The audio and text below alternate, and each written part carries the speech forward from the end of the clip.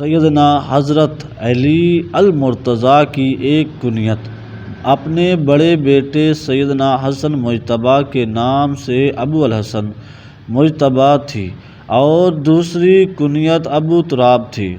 ابو تراب کنیت وجہ حضور نبی کریم صلی اللہ علیہ وسلم ایک مرتبہ اپنی لخت جگر سید حضرت فاطمہ الزہرا کے گھر تشریف لائے اور سیدنا حضرت علی المرتضیٰ کریم اللہ وجہ الکریم کے متعلق دریافت فرمایا۔ معلوم ہوا کہ آپ مسجد تشریف لے گئے ہیں۔ حضور نبی کریم صلی اللہ علیہ وسلم سیدنا حضرت علی المرتضیٰ کے پاس تشریف لائے تو اس وقت آپ کے بدن مبارک پر مٹی لگی ہوئی تھی تو حضور نبی کریم صلی اللہ علیہ وسلم نے ارشاد فرمایا، اے ابو تراب کھڑے ہو جائیں، اے ابو تراب کھڑے ہو جائیں۔ سیدنا حضرت علی المرتضیٰ کے 3 لقب بہت مشہور ہیں، اسد اللہ، حیدر اور مرتضیٰ۔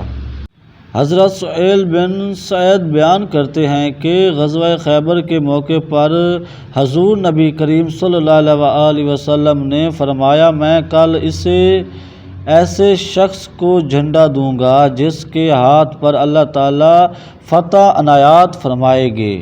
راوی کہتا ہے کہ صحابہ کرام رات بھر اسی سوچ بچار میں رہے کہ دیکھیں جھنڈا کسے ملتا ہے۔ صبح ہوئی تو نبی کریم صلی اللہ علیہ وسلم کی خدمت میں حاضر ہوئے۔ ہر ایک صحابی کی خواہش تھی کہ جھنڈا اسے دیا جائے، لیکن آپ صلی اللہ علیہ وسلم نے ارشاد فرمایا، علی بن ابی طالب کہاں ہے؟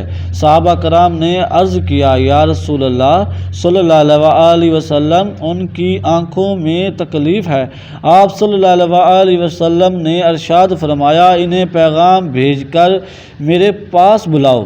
جب حضرت علی آئے تو آپ صلی اللہ علیہ وسلم نے ان کی آنکھوں لہب دہن ڈالا اور دعا فرمائی، چنانچہ اس سے انہیں ایسی شفا ملی کہ گویا کوئی تکلیف تھی ہی نہیں۔